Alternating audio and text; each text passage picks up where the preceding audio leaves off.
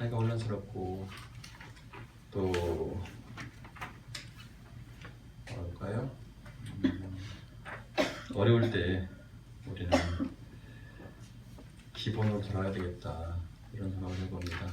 그래서 믿음도 다시 원상으로 첫사로 돌아가야 되겠고 또 우리의 삶의 모습도 다시금 자신의 자리가 어딘가를 확인해보고 하나님 원하신 자리까지 올라가야 되겠다 이런 생각을 해봐서 기초적인 그런 개념들을 다시 한번 잡아보려고 합니다. 그래서 오늘 우리 가장 필요한 것 교회가 무엇이며 예배가 무엇인가 하는 부분을 다시 한번 같이 살펴보려고 합니다. 진정한 교회와 진정한 예배에 대해서 오늘 조금 말씀을 드리려고 합니다.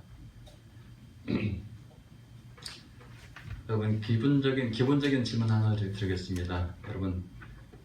여러분이 함께 모이고 이렇게 예배를 하시는데 교회가 무엇이라고 생각하십니까?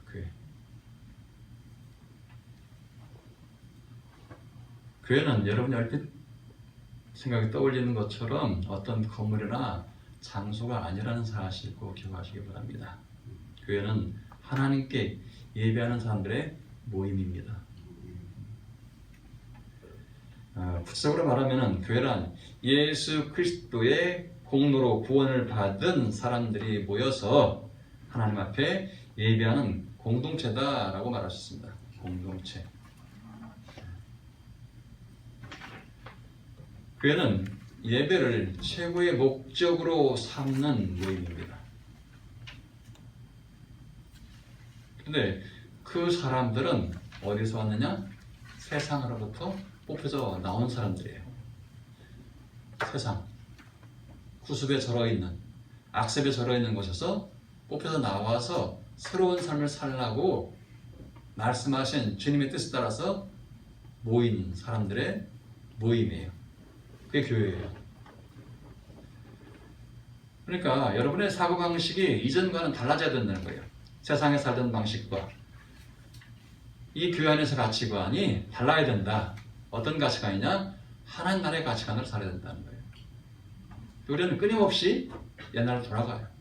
은혜를 받긴 하는데 그 은혜 받은 것을 누리지 못하고 유지하지 못하고 자꾸 옛날로 돌아가요.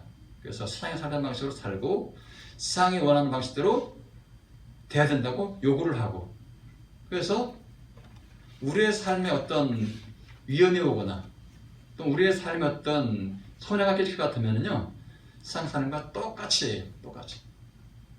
그게 오늘날 그리스도인의 삶의 모습이에요. 그게. 근데 주님은 어떻게 했어요? 나에게 손해가 와도 나에게 피해가 끼쳐와도 내가 죽음에 이른다 할지라도 주님을 위해서라면 하나님을 위해서라면 어떻게 한다고? 그들의 삶의 모습 따르지 말라라고 하는 거예요. 따르지 말라. 요즘 공의, 공정 이런 얘기 참 많이 나오죠. 근데 그 공의, 공정이 나를 이롭게 할 때는 옳다라고 얘기를 해요. 근데 나하고 상관이 없을 때는요. 그리고 그것이 그 공정을 취하는 것이 나에게 피해가 되면은 안 된다고 얘기를 해요. 이게 세상의 모습인데 그걸 똑같이 예수 믿는 사람도 똑같이 해요. 그러니까 교회가 교회로서의 값을 못해요. 그러니까 교회가 욕을 먹어요. 예수 믿는 사람들이 욕을 먹어요. 이 뭐 때문에 그렇다고요? 내가 어떤 사람인가? 내가 예수 믿는 그리스도인이라는 정체성을 잃어버렸기 때문이죠. 그래서 다시 기본으로 돌아가자. 기초로 돌아가자. 이런 생각에서 오늘 가장 예수 믿기 처음 시작하는 때부터 알게 되는 교회가 무엇인가? 그리고 예배가 무엇인가를 오늘 살펴보려고 하는 거예요. 자, 아까 말씀드렸죠? 교회는 예배를 최고의 목적으로 삼는 모임이다라고 그랬죠. 그런데 그 목적에는 여러 가지가 있어요. 말씀을 듣는 것, 주님과의 그 만찬을 하는 것, 찬송하는 것, 헌금하는 것, 성경 공부하는 것, 교제하는 것 이런 것들 들어있어요. 이 모든 목적을 하나로 뭉뚱그려 가지고 우리는 어떻게 한다? 예배를 드린다라고 말하는 거예요. 그러니까 이런 모든 요소들이 합쳐져서 하나님께 드려질 때 이것이 예배라는 거예요. 단순히 와서 찬양하고 기도하고 하는 그 정도가 아니라 이 모든 것들을 아울러서 하는 것이 예배라는 거죠. 근데 우리는 그냥 건물 안에 정해진 그 교회 안에 와가지고 교회라는 명칭을 가진 그 무슨 교회라는 명칭 안에 와가지고 여기서 그냥 간단하게 찬송하고 기도하고 말씀 듣고 하는 것은 끝. 그렇게 생각한다는 거죠.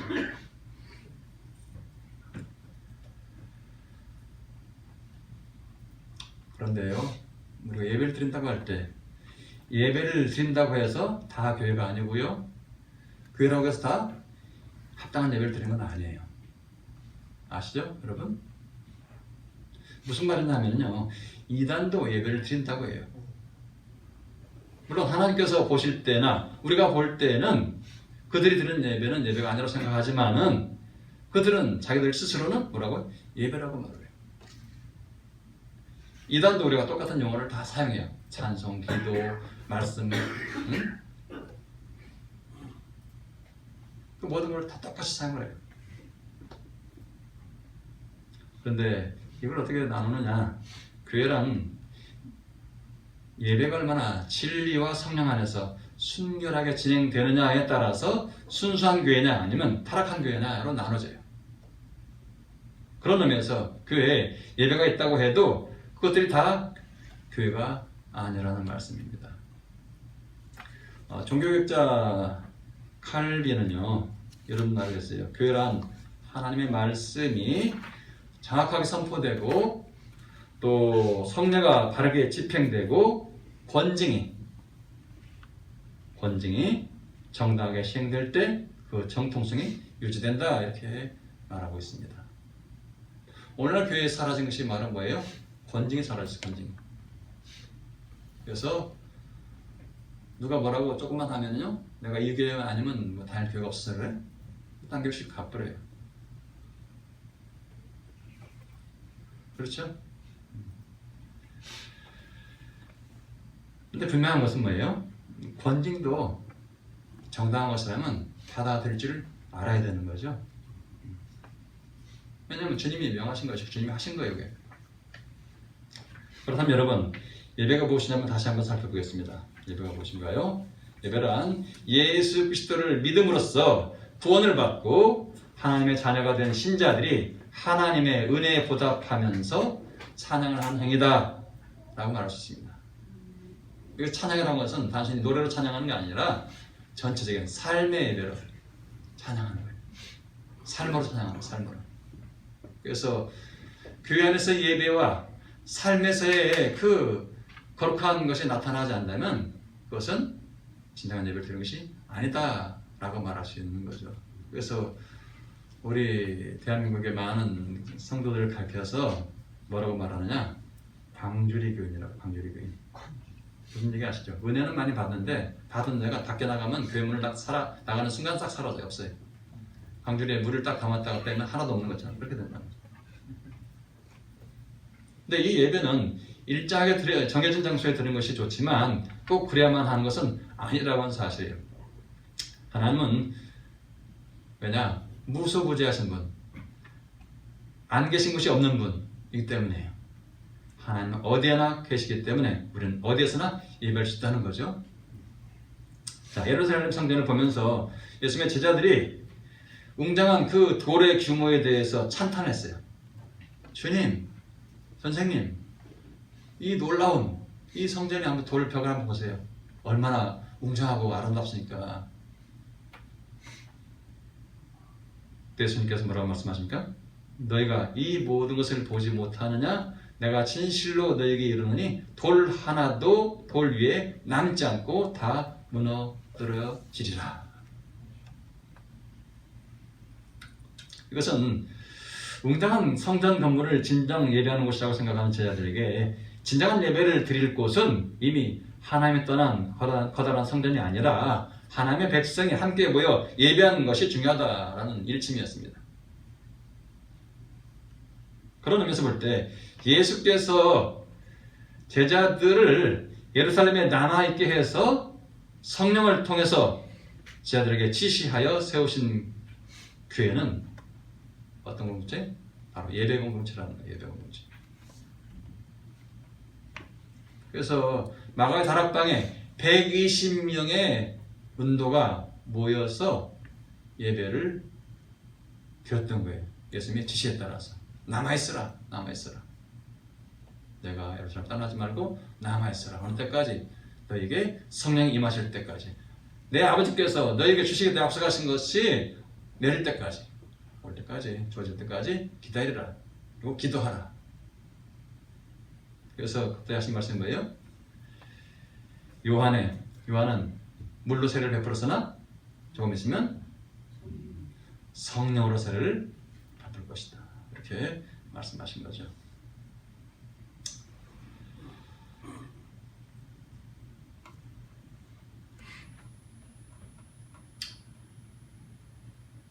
자, 그리고 그 예배 공동체가 드린 예배는 하나님과의 교제라고 하는 거예요. 교제. 그러니까 여기에 여러분이 오셔서 함께 모여서 예배하는 건 좋은데 딴 생각하고 찬양, 기도, 말씀 여기만 집중을 하는데 문제는 그럴 때에 주님과의 교제가 진짜로 일어나느냐는 거예요. 혹 사람을 내가 보고 있는 건 아니냐. 그리고 내가 오는 거에 따라서 나를 반겨주거나 나를 어떻게 싫어하거나 하는 사람들의 반응을 보는 거 아니냐. 사람과의 교제도 좋지만은 하나님과의 교제가 있어야 된다는 거예요. 예배가 어떤 것이라고요? 주님과의 교제가 일어나야 될 것이죠. 그러니까 우리 주님께서 원하시는 예배는 언약적이고 공동체적인 예배였다는 거예요. 자, 이런 공동체적인 예배는 하나님께서 기여하시는 부분과 백성들이 기여하는 부분으로 나뉘어져요. 자, 예배의 성격은 뭐냐? 성경 전체에 흐르고 있는 하나님의 은혜 언약과도 관련이 되고 있다는 사실입니다. 예배 속에서 하나님 약속하신 것을 때로 주시고 때로 하나님께 우리가 약속한 것을 드리기도 하고 주고받고 주고받고 하는 그런 것이 일어나는 곳이에요.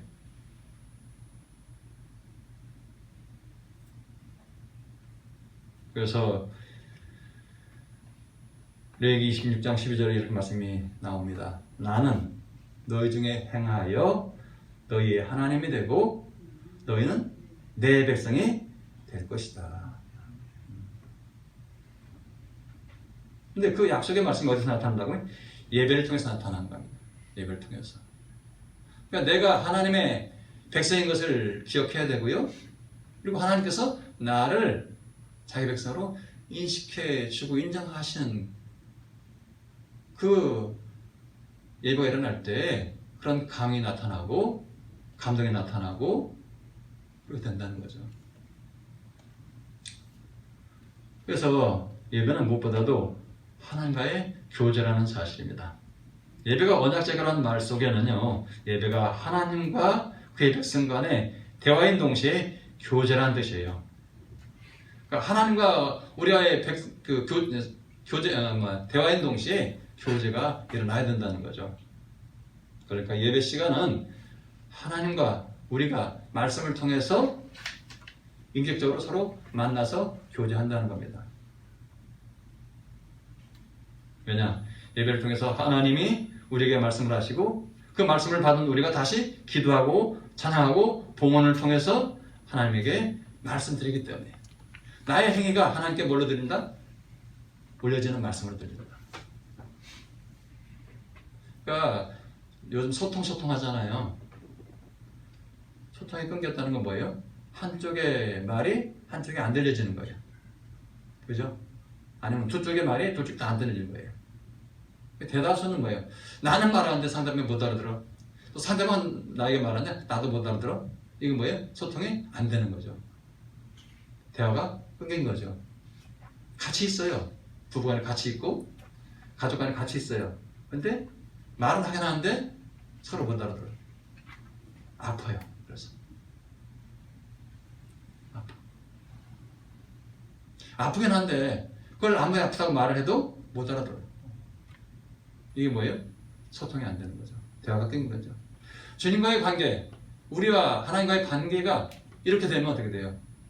신앙이 식어지고 믿음이 약해지고 자꾸 세상을 기웃거리고 하나님 대신에 세상의 것으로 만족하려고 그러고 그렇게 되면 어떻게 돼요? 아, 하나님과 나의 관계가 이미 소통이 안 되는구나. 그렇게 하시면 돼요.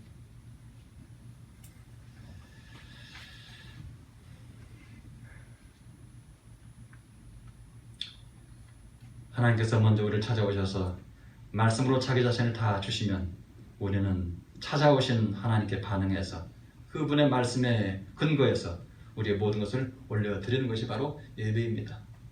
그리고 때때로 우리는 하나님께 드릴 것을 다짐하기도 해요. 이렇게 예배는 일반적인 행위가 아니라 하나님과 우리 사이에서 이루어지는 교제와 대화의 시간인 거예요. 자, 그런 의미에서 교회를 교회답게 하는 것은 바로 어디서 시작된다고요? 예배에서 시작된다고. 예배에서.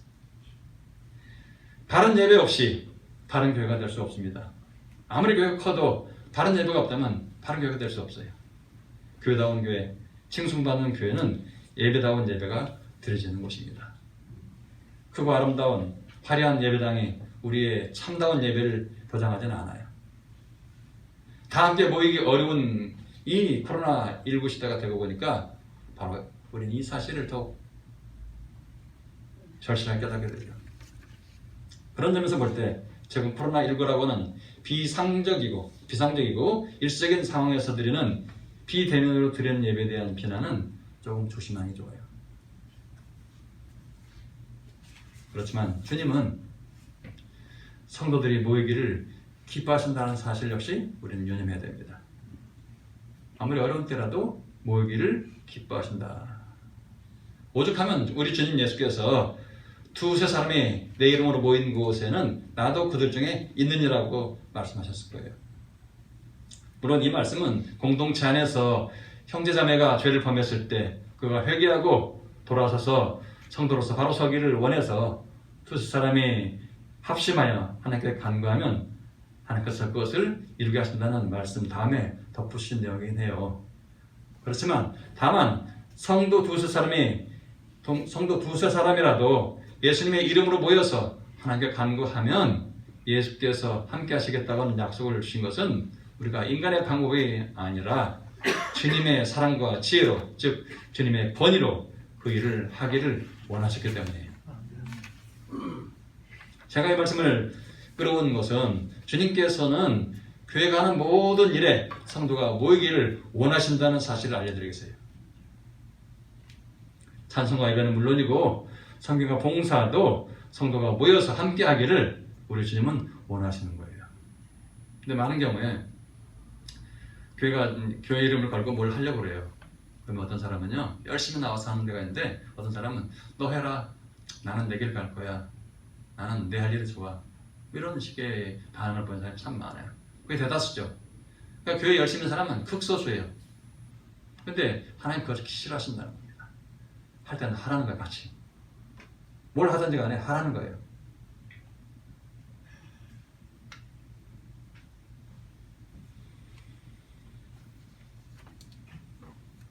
여러분, 아나니아의 삽비라가 땅을 팔았어요. 그래서 바나바처럼 자기도 그런 칭찬을 받기 위해서 땅 판 돈의 얼마를 감추어서 일부만을 사도들 발 앞에 내놨습니다. 그때 아나니아야, 어찌하여 이 일을 내 마음에 두었느냐? 사람에게 거짓말한 것이 아니요 하나님께로다 라고 베드로가 그렇게 선언하자 아나니아가 엎드려서 혼이 떠났다고 되어 있습니다. 역시나 그의 아내 삽비라도 그렇게 죽어나갔어요. 자, 아나니아와 삽비라가 교회에 한 것은 대단한 일이에요. 땅 판 돈에 많은 것을 갖다 드렸어요. 아무나 할 수 있는 일이 아니에요. 그런데 불구하고 그가 죽어나갔다고 하는 거, 우리는 그걸 볼 때 좀 너무 지나친 거 아니야? 이런 생각을 해요. 그렇죠? 그런 생각 안 드셨어요? 죽은 거에 마땅하다고 생각하셨어요? 아니잖아요. 나는 그 정도도 못하는데, 그죠? 할 수 없는데. 요즘 성도들에게 땅 판 돈의 절반 갖다 내놓고 하라고 하면 할 사람 하나 없어요. 자기 산 전부 팔아서 하는 사람 아무도 없어요. 할 수 있는 사람 없어요. 그보다 더 많은 걸 했어요. 아내가 삭별을 하느냐. 근데 어떤 마음을 했냐. 그리고 왜 거짓말을 했느냐. 그것 때문에 성령께서 죽어 넘어지게 하는 거죠. 왜 그랬을까요? 그 거짓말 하나가 그 당시에 열렬하게 모여가지고 기도하고 찬양하고 경배하고 그야말로 자신의 모든 걸 다 들여서 헌신한 모든 성도들의 그 모임을 깨뜨리기 때문에 그래서 일부를 뵙게 했어요. 아나니아 삽비라가 잘못해서가 아니라 거짓말하는 그 하나가 내가 사랑하는 이 공동체를 깨뜨린다는 거예요. 그래서 많은 사람들의 보기에 일부를 뵙게 할 식으로 하신 것이다라고 생각이 돼요.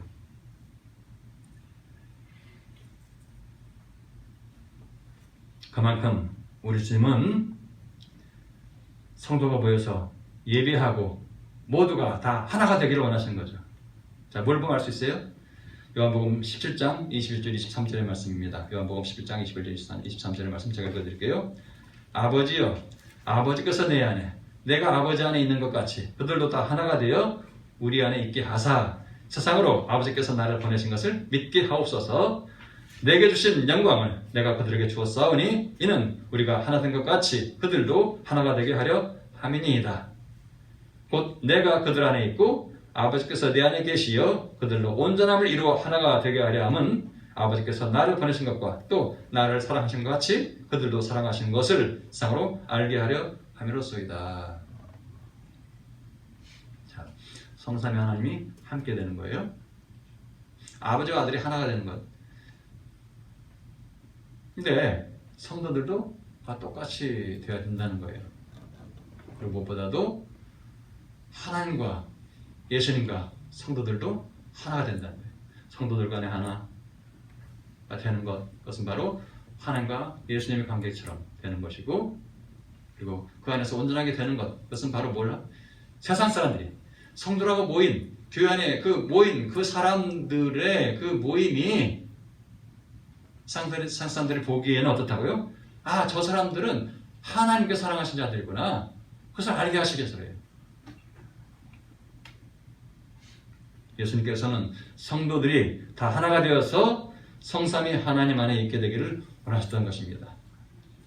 하나님으로부터 받은 영광을 예수께서 저희들에게 주셨는데 그 이유가 뭐라고요? 하나님과 예수님이 하나가 된 것 같이 성도들로 하나가 되게 하시려고 주신 것이라는 거예요. 그렇게 해서 성도들이 온전함을 이루어서 하나가 되게 하신 것은 바로 하나님께서 성도들을 사랑하셨다는 사실을 세상으로 알게 하시기 위하셨다라고 예수님 직접 말씀하세요. 자, 예수 그리스도의 이름으로 모여서 예배하며 공동체를 이루어서 하나가 되어 온전하게 사는 것을 누가 봐요? 세상이 봐요. 세상이 봄으로써 하나님께서 성도들을 얼마나 사랑하시는가를 알게 하시기 위해서 주님은 우리가 공동체를 이루어서 예배하고 살기를 원하신다는 거예요. 아까부터 공동체라는 얘기가 나오죠? 개인 하나님 만나야 되겠죠. 근데 개인 하나님 만난 상태로만 있어서는 그 믿음은 오래가지 못하고 금방 사라지고 사탄에 붙잡혀서 다시 끌려가고 만다는 거예요. 그 전쟁할 때도요, 군사들 한 사람 한 사람, 병사들 한 사람 한 사람만 가지고는 절대 이길 수 없어요. 작전을 펼칠 때에 함께 해가지고 펼칠 때 이길 수 있는 거예요. 오합지졸이라고, 오합지졸. 뿔뿔이 흩어지는 5명의 그 병사들. 근데 합치지 못하면 그렇게 된다는 거죠. 뿔뿔이 흩어진 병사는 힘을 할 수 없다는 거죠. 내가 나가면서 옆에서 사람이 같이 쏴주고 저 사람이 쏴주고 해가지고 나갈 때 적을 이길 수 있는 것처럼 모여야 된다는 거죠. 뭘 위해서요? 세상에 하나님께서 우리를 얼마나 사랑하신가를 보여주기 위해서. 그 삶의 모습이 어떤데요? 세상의 방식과 다르게 사는데도 불구하고 저들은 잘 사네. 우리는 나에게 잘못한 자를 내가 보복을 하고 원수를 갚아야 돼서 직성이 풀린 세상은 저 사람들은 원수를 원수를 여기지 않고 형처럼 여기네. 그런데 잘 사네. 이걸 보여준다는 거예요. 하나님 방식으로 살아가면은 손해볼 수밖에 없다고 누가 다 그렇게 생각을 하는데, 그렇게 살아도 우리보다 잘 사네? 우리도 행복해 보이네? 이걸 보여주려는 거예요.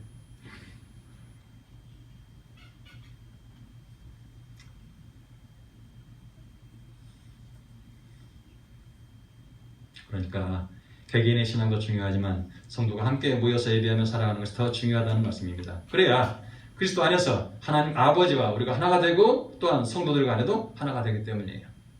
요즘 코로나19 사태로 인해서 성도들의 신앙의 모습이 아주 개별적화되어 있죠. 개별화되고 있죠. 비대면 예배가 일상화됨으로 인해서 성도들은 어느덧 모여서 예배하지 않아도 괜찮다는 생각을 갖기 시작했어요. 그리고 점점 비대면 예배의 편리함에 익숙해져가지고 신앙이 다 대져 간다는 거예요. 전에는 교회를 가려면 이른 아침부터 일어나가지고 깨끗하게 목욕하고 다 씻고 옷도 좀 이렇게 정장을 하고서 가야 마음이 편했고 그게 좋았는데, 이제는 그냥 눈곱만 띄는 세수하고 옷도 그냥 뭐 잘못 차려면 아니면 쿠셔닝 바람이 나와가지고서 그냥 TV 보고 앉아가지고 예배하고 있다는 거예요. 지나고 보니까 이게 내 모습인가? 깜짝 놀랐다는 거예요. 얼마나 나태해져 있는가? 그리고 그것에 익숙해져 있는가? 그것에 편리하다고 느끼고 있는가? 이런 얘기를 하더라고요.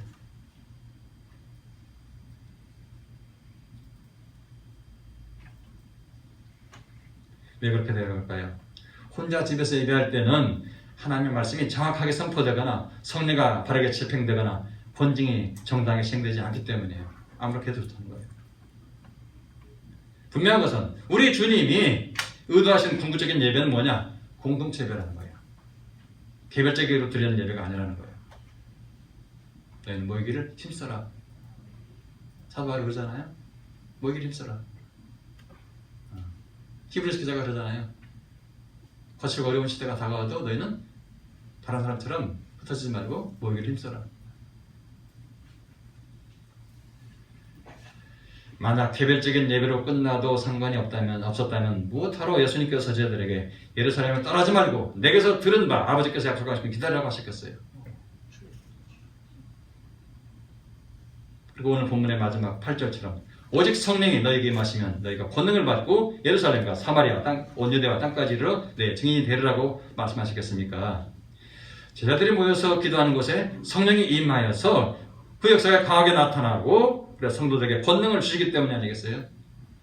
예수께서는 자신이 승천하신 후에 성령을 통해서 제자들에게 일일이 명령하셨던 겁니다. 그게 어디 나와요? 어디 나와요? 이 내용이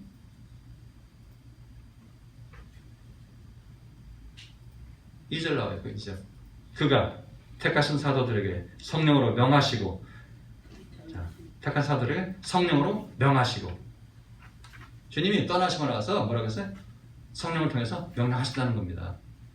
승천하신 날까지 이를 내가 괴롭혔노라. 누가? 누가가 이렇게 했죠.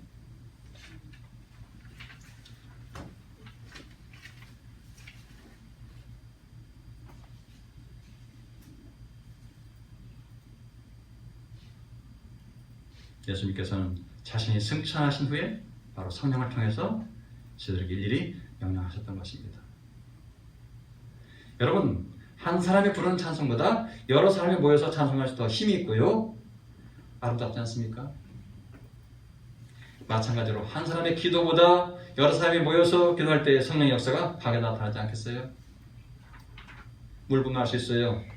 여러분 장작불 떼보신지 모르겠는데, 장작불을 아욱이나 어떤 통에 넣어가지고 떼면은요 엄청나게 잘 타요. 화를 타죠. 뜨거워서 계속 갈 수가 없죠. 그런데요, 그 중에서 하나를 딱 꺼내서 밖에 놔봐요. 금방 식어지고요, 열기가 사라지고요, 꺼져버려요. 얼마 못 가요. 여러분이 혼자 아무리 열심히 기도해도요, 함께 모여서 기도할 때보다 훨씬 약해요. 그리고 그 열심은 오래가지 못해요. 여러분이 혼자 아무리 집에서 예배하고 찬송하고 기도하고 말씀 읽고 해도 그 믿음은 오래가지 못해요.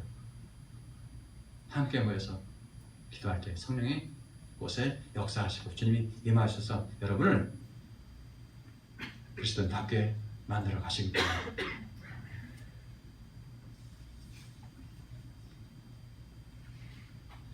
혼자 예배하는 것보다 여러 사람이 모여서 예배하는 것이 더 힘이 솟고 하나님을 기쁘시게 하는 것이라 여겨집니다. 여러 사람이 모여서 기도할 때 성령의 권능도 더 강하게 나타나는 줄로 믿습니다. 여러분 혼자 집에서 찬송하고 예배하면 별로 힘이 나지 않다가도요, 몇 사람이라도 모여서 구역 예배를 드릴 것 같으면 훨씬 더 힘이 나고 기분이 좋아지지 않습니까? 왜 그럴까요? 두세 사람이 내 이름으로 모인 곳에는 나도 그들 중에 있느니라. 바로 그 약속대로 주님께서 여러분과 함께 하시기 때문에 두세 사람이 모인 곳에 함께 하신다는 말씀은 최소한의 인원을 말씀하신 거예요. 그러니까 두세 사람이 모인 곳에서 주님 함께 하신다고 했으니까 나 교회 안 가도 돼, 이렇게 하지 말라는 거예요.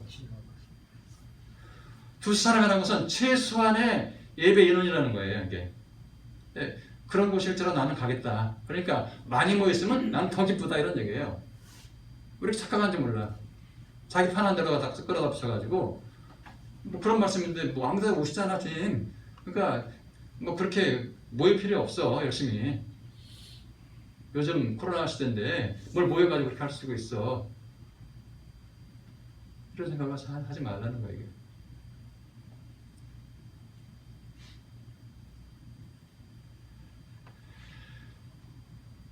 두 사람이 모이는 곳에 함께 하신다는 말씀은 최소한의 인원을 말씀하신 거지 계속적으로 그렇게 두 사람만 모여서 예배하는 뜻은 아니에요. 사랑 여러분, 혼자 있으면 여러분의 신앙이 나태해지고 시원들기 쉽습니다.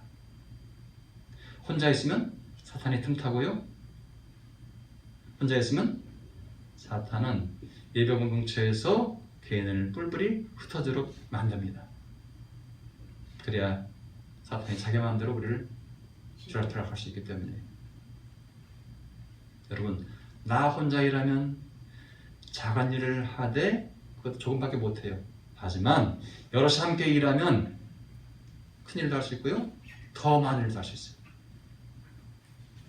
이처럼 성도가 함께 모여서 예배하면 성령의 역사가 크게 나타나고 성도가 큰 힘을 얻고 주님이 주시는 기쁨과 평안을 누릴 수가 있습니다. 그러므로 개인적으로 따로따로 놀지 마시고 공동체에 함께 하시고 예배에 열심을 내시고 기쁨으로 참석하시기 바랍니다.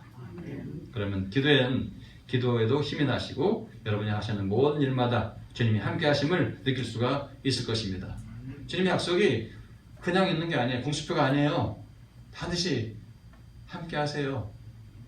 적어도 두 사람만 모여도 두세 사람만 모여도 함께 하신다고. 그런데 더 많이 하면 내가 더 기쁜다, 더 기뻐한다. 그리고 내가 너희 모두를 지키고 더 감사하게 할 것이다. 약속이죠, 사실은요. 그러한 주님의 은혜가 여러분 모두에게 임하셔서 여러분 인생이 주님 함께 하시는 인생이 되기를 축복합니다. 기도하겠습니다. 좋으신 아버지 하나님 감사합니다. 오늘 주님의 말씀을 통해서 예수님께서 마지막 승천하시기 전에 40일 동안 이 땅에 계시면서 마지막 유언처럼 남기셨던 그 말씀에 따라서 오늘 누가가 기록한 것을 다시 한번 새겨보면서 예배가 무엇이며 교회가 무엇이며 예배 공동체가 무엇인가를 살펴보고 주님이 뭘 원하시는가를 다시 한번 살펴보았습니다. 아버지 하나님, 코로나 시대로 인해서 점점 개인적인 편리를 따라가는 이 시대에 분명히 주님 원하시는 것은 두 사람이 모인 곳에 내가 너희와 함께 있으라고 하는 그 말씀에 의지해서 점점 흩어지는 모습이 아니고 바로 그것 때문에 우리는 더 모여야 된다는 사실을 기억하게 하여 주시옵소서.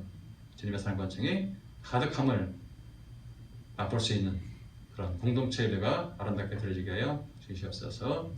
예수 그리스도의 이름으로 기도합나이다. 아멘. 찬송가 210